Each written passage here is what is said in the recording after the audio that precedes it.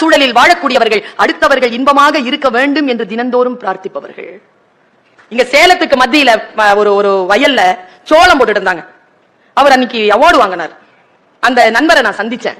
அவர்கிட்ட நான் கேட்டேன், எப்படி 5 வருஷமா அவார்டு வாங்கிட்டே இருக்கிறீங்க, உங்க சோளத்துல அப்படி என்ன இருக்குதுன்னு. அவர் ஒரு விஷயம் சொன்னாருங்க.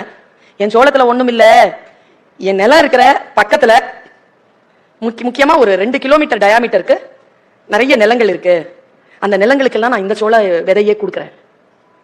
நீங்க அந்த நிலத்துக்கு விதையை கொடுத்தீங்கன்னா உங்க நிலம் எப்படி நல்லா ஆகும்னா, அதை நான் உங்களுக்கு சொல்றதுக்காக தாங்க நான் வந்திருக்கிறேன், அதனால தாங்க நான் அவார்டு வாங்குறேன்னாரு. எப்படின்னு கேட்டேன். பக்கத்து நிலம் பழுதாக இருக்கின்ற பொழுது உங்கள் நிலத்தின் பயிர் சிறப்பாக இருக்க வாய்ப்பில்லை.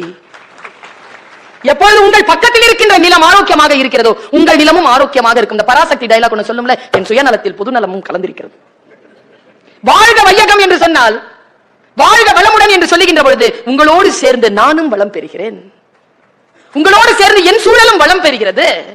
நான் ஆற்றலை வெளிப்படுத்துகின்ற பொழுது அந்த ஆற்றலால் என்னை சுற்றி இருக்கின்றவர்கள் மகிழ்ச்சியாக இருக்கிறார்கள். ஒரு குரு இடத்தில் ஒருவன் கேட்டான், ஐயா நான் யோகா செய்கிறேனே மகிழ்ச்சியாக இருப்பேனா? ஐயா சொன்னார், நீ யோகா செய்தால் உன்னை சுற்றி இருக்கின்றவர்கள் மகிழ்ச்சியாக இருப்பார்கள். நாம் மன அமைதியாக இருந்தால் பக்கத்தில் இருக்கக்கூடியவர்களுடைய மன அமைதி தானாக வந்து சேரும் என்பதுதான் சூட்சுமம்.